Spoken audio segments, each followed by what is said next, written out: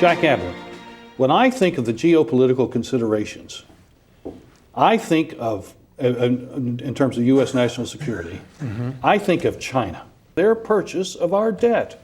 And they keep purchasing it, and purchasing it, and purchasing it. And we just, as you so brilliantly talked about earlier, we keep issuing it. We keep issuing it. Am I wrong in suggesting that that might be the number one practical threat to U.S. national security? Is that blackmail scenario? No, I think that one is a little exaggerated. I think we still have what I'll call a symbiotic relationship with China.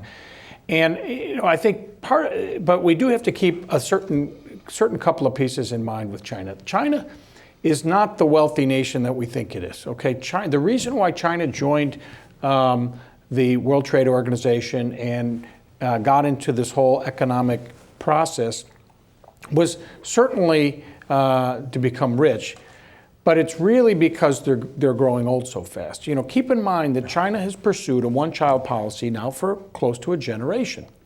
And so we now have an aging population that is pushing into retirement quickly, that will be supported by a far smaller workforce.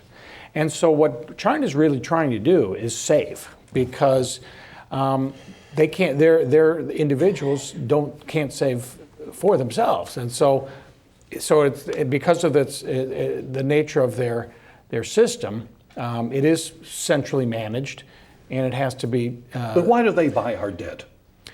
Because it's, you know what, here's my take on that. Because everyone worries that the U.S. dollar is going to end up in this right. death spiral. Okay, but keep in mind, the U.S. dollar is an alternative, and U.S. Treasuries are alternative to everything else. So it's really like the campers and the bear. You don't have to outrun the bear, you just have to outrun the other campers to save yourself. Okay? I hadn't thought of it that way.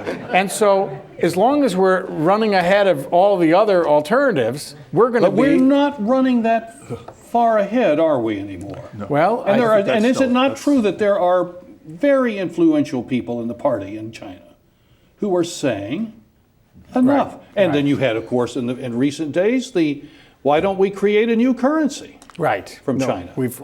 That's when I start to sweat, Jack. No, and the one thing I will point out was I remember 2 months ago, maybe it was in January, and it was over the weekend, China announced a $500 billion stimulus package. Right. And I was on CNBC that morning, and the people at CNBC were celebrating that China's going to get this stimulus going, it's going to help the global situation. And I said, well, keep in mind, what are they going to have to sell to raise that $500 billion? Thank you. They're going to have to sell U.S. Treasuries. Right. So it is somewhat of a contradiction in many respects, and we have to strike the right balance.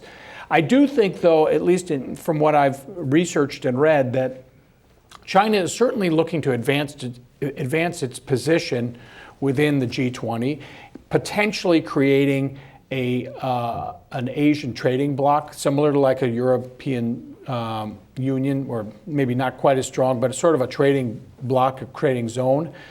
I think China will also try to start buying U.S. intellectual property, perhaps through acquisitions of businesses here. And then the question is, where do we draw the line?